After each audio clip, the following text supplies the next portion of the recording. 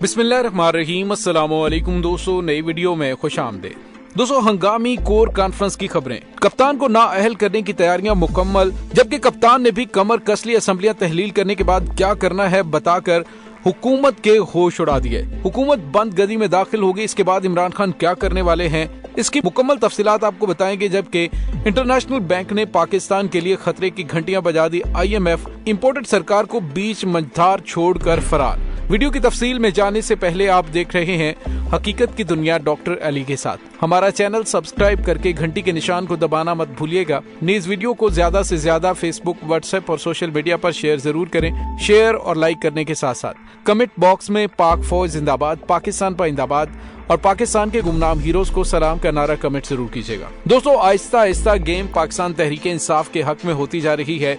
जिस तरह से गुज़िश्ता चंद दिनों के दौरान बड़े बड़े इशारे मिल रहे हैं, उससे पता चल रहा है कि इदारों ने हुकूमत की सरपरस्ती से हाथ उठा लिए हैं। साबिक हुकूमत, जिसके बारे में ख्याल किया जाता है कि एक मंसूबे के तहत इसको इख्तियार में लाया गया था, लेकिन जो अवामी रिएक्शन सामने आया उसके बारे में किसी ने भी नहीं सोचा था। अब जो रिएक्शन सामने आ रहा है, तो इसके बाद इदारों ने बिल्कुल सियासत में अमल दखल करने से तौबा कर ली है। पाकिस्तान तहरीके इंसाफ के सेनेटर आज़म सवाती के खिलाफ सिंध में तमाम मुकदमात खत्म कर दिए गए हैं। सिंध हाईकोर्ट में आज़म सवाती के खिलाफ सूबे में दर्ज मुकदमात से मुतालिक समाअत हुई और IG सिंध और प्रोसिक्यूटर जनरल अदालत में पेश हुए। प्रोसिक्यूटर जनरल सिंध ने अदालत को बताया कि मुकदमात शहरियों ने दर्ज करवाए अदम शवाहिद की बुनियाद पर ये खत्म कर दिए जा रहे हैं।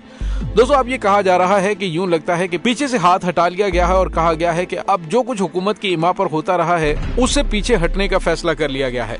दोस्तों, यहाँ पे आपको ये बताते चले कि आज़म सवाती के खिलाफ तो केसेस खत्म कर दिए गए, उन्हें इस्लामाबाद भेजा गया है और अब इस्लामाबाद हाई कोर्ट से भी उनके केसेस खत्म कर दिए जाएंगे। ये केसेस का खत्म होना भी बहुत बड़े बड़े इशारे दे रहा है कि हुकूमत चंद दिन की मेहमान है। दूसरी जानिब पाकिस्तान तहरीके इंसाफ ने भी बड़ा फैसला किया है। पाकिस्तान तहरीके इंसाफ के सरबराह इमरान खान की ज़ेर सदारत सीनियर क़यादत के इजलास की अंदरूनी कहानी सामने आई है, जिसमें बताया गया है कि पाकिस्तान तहरीके इंसाफ ने असम्बलियां तहलील होते ही दोबारा सड़कों पर आने का फैसला किया है। इमरान खान ने कहा कि बड़ा इशू महंगाई है, इस पर पहले से ज्यादा आवाज बुलंद करनी है। इजलास में इत्तफाक किया गया कि NRO 2 को एहतजाजी और इंतखाबी मुहिम में हदफे तनकीद बनाया जाएगा। PDM के खिलाफ बंद होने वाले केसेस को अवामी मुहिम में उजागर किया जाएगा। पाकिस्तान तहरीके इंसाफ 23 मार्च से पहले आम इंतखाबात करवाने की ख्वाहिशमंद है, इसलिए पंजाब और खैबर पख्तूनख्वा असम्बली 23 दिसंबर को तहलील किए जाने का इम्कान है। इस हवाले से हतमी तारीख का ऐलान PTI चेयरमैन इमरान खान की तरफ से 17 दिसंबर को लिबर्टी चौक में किया जाएगा। इससे कबल इमरान खान ने कहा था कि 17 दिसंबर को पंजाब और खैबर पख्तूनख्वा असम्बलियों के तोड़ने का ऐलान करूंगा और फिर 70% पाकिस्तान इलेक्शन मोड पर चला जाएगा। अगर जल्द इलेक्शन ना हुए तो मुल्क इंतशार की जानिब जाएगा। उन्होंने कारकुनों से खिताब करते हुए कहा कि आज सीनियर लीडरशिप से मीटिंग की है और मुल्क के तमाम इश्यूज पर बात की है। अगर हमने इन इश्यूज पर एक्शन ना लिए तो बड़ा नुकसान होगा। आज जो इशू उठाना चाहता हूं, जो भी आज पाकिस्तान में हो रहा है, जिस शर्मनाक तरीके से बड़े बड़े डाकुओं के केसेस मुआफ किए जा रहे हैं, ऐसी चीजें 70 सालों में बनाना रिपब्लिक में नहीं होती। बनाना रिपब्लिक वो होती है जहां इंसाफ नहीं होता और कानून की बालादस्ती नहीं होती।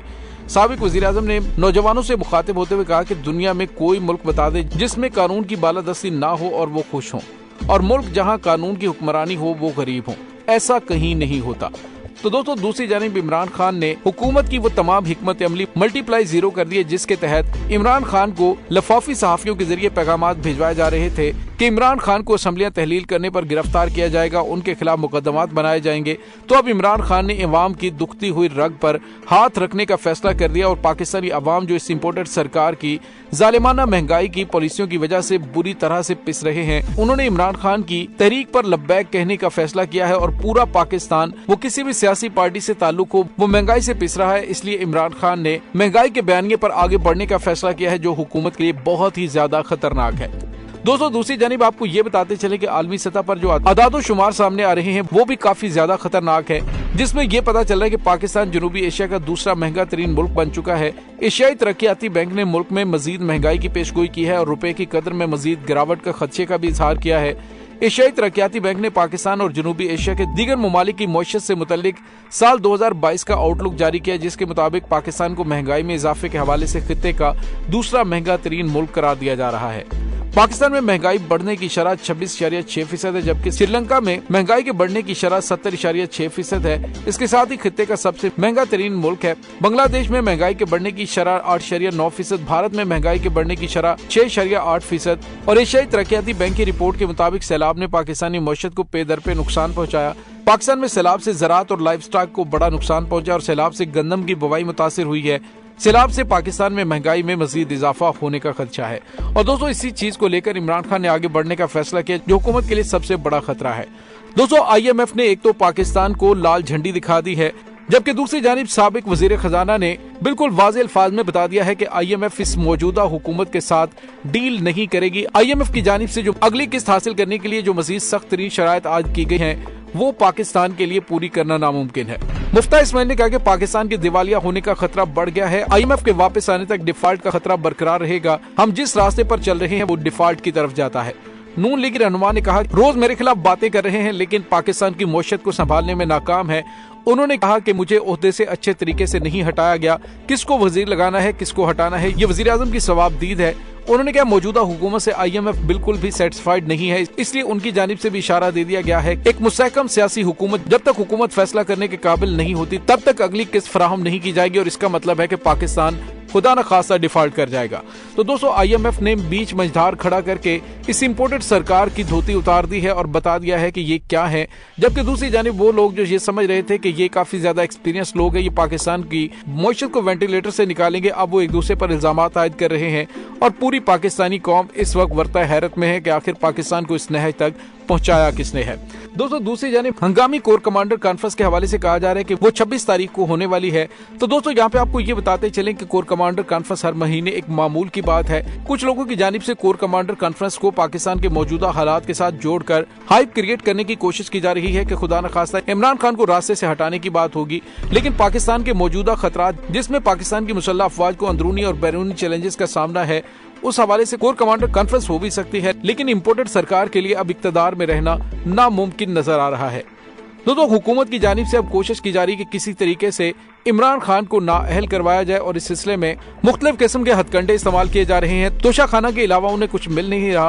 तहरीके इंसाफ के चेयरमैन इमरान खान के खिलाफ तोशाखाना केस काबिल समाअत है या नहीं, इस पर इस्लामाबाद की मुकामी अदालत ने फैसला महफूज सुनाया और एडिशनल सेशन जज जफर इकबाल ने तोशाखाना रेफरेंस का महफूज फैसला सुनाकर इमरान खान को नोटिस जारी करते हुए 9 जनवरी को जाती हैसियत में तलब किया है। दोनों याद रहे कि गुज़िश्ता समाअत पर इलेक्शन कमीशन की इमरान खान के खिलाफ फौजदारी कार्रवाई की दरखास्त पर इमरान खान के खिलाफ फैसला महफूज किया था। दोस्तों, हुकूमती ज़राए के हवाले से और कुछ सहाफ़ियों की जानिब से इस तरह का तासुर देने की कोशिश की जा रही है कि 26 दिसंबर को एक अहम कोर कमांडर कॉन्फ्रेंस होने जा रही है, जिसमें मौजूदा सियासी सूरत हाल के हवाले से बातचीत होगी, लेकिन मुमकिन तौर पर पाकिस्तान और अफगानिस्तान के दरमियान पैदा होने वाली कशीदगी और आने वाले मुमकिन हालात से निमटने के लिए ये कोर कमांडर कॉन्फ्रेंस बुलाई जाएगी और इसमें पाकिस्तान को अंदरूनी और बैरूनी खतरात से बचाने के लिए पाकिस्तानी फौज के किरदार के हवाले से और फौज और अवाम के दरमियान पैदा होने वाली खलीज को खत्म करने के लिए हिकमत अमली का फैसला किया जाएगा और फौज के गैर सियासी रहने के हवाले से और मुमकिन तौर पर आने वाले इलेक्शन के हवाले से बातचीत हो सकती है। लेकिन दोस्तों, हकीकत यह है कि मौजूदा हुकूमत की जानिब से इस वक्त किसी न किसी तरीके से फौज को इन मामलात के अंदर घसीटने की कोशिश की जा रही है।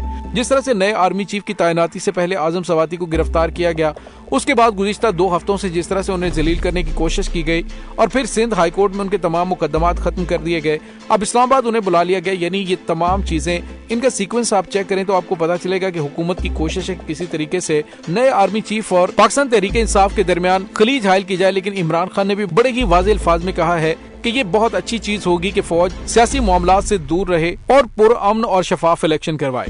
दोस्तों, इस तमाम सूरत हाल के बारे में आपका क्या कहना है? कमेंट सेक्शन में अपने ख्यालात का इजहार जरूर कीजिएगा। इंशाल्लाह बहुत जल्द मिलते हैं एक नई वीडियो में। तब तक के लिए अपना बहुत सारा ख्याल रखिएगा। पाक फौज जिंदाबाद, पाकिस्तान पाइंदाबाद, पाकिस्तान के गुमनाम हीरोज को सलाम, अल्लाह वारिस।